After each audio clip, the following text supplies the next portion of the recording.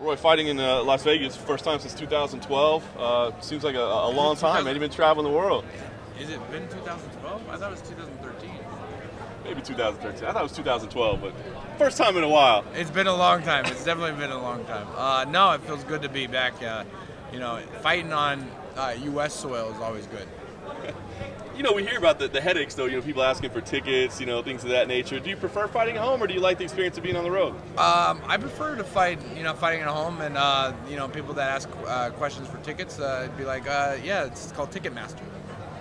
Fair enough. Talk about your prep for this fight, man. It looks like you've been spending a lot of time at Syndicate and Extreme Couture. Is that kind of where you've been preparing? Yeah, no, pretty much, the whole camp's been like an Extreme Couture. Definitely in straight condition over at Syndicate.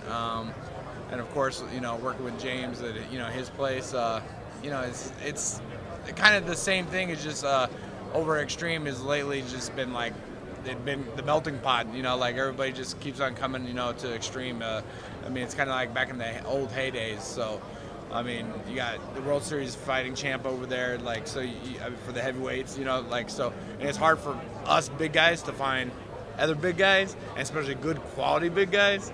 And lately, just us been as a close niche, we've just been slowly growing and growing and growing. So I think we might even get a couple more heavyweights here. So I'm actually stoked that for 2016 because we're just growing. The whole team is just getting bigger and bigger and bigger. So I can't wait. Let's say it seems like you used to kind of enjoy kind of training on your own. The country club and that sort of thing. Is this kind of a new philosophy for you to kind of be back, in a big gym? No, it's the country club's still around.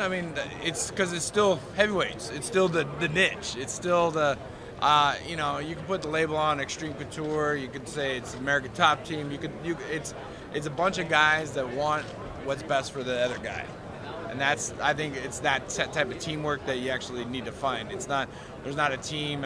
You could be like a Team Alpha Male, over in, Sacramento, but then you got guys, training in, Colorado. It's just, as long as you got a bunch of guys that actually wants what's best for you, then, you're all good. Talk about this point in your career. We know when Roy Nelson goes in, you're going to put on a show, but a couple of losses as of late. Is that weighing heavy on you at all, feeling the need to get back into the win column? No, there's always a need to win, but probably the best way, how everybody always says it's the UFC experience, but the only way you can capitalize, bottle up the UFC experience is it's called a Roy Nelson fight experience.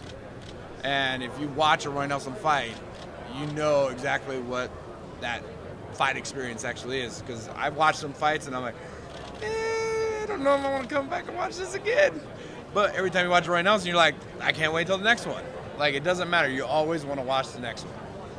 So when you get a matchup like Jared Rosholt, he might not be able to say that same thing that you always want to watch a Jared Rosholt fight. What do you think when you get a matchup like that, knowing that he's probably going to be relying on wrestling, probably going to try to stall you up against the cage?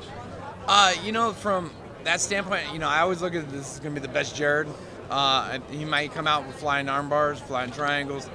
You know what? He's been working on striking. He might come out and try to knock me out, which, it always takes two to make a good tango.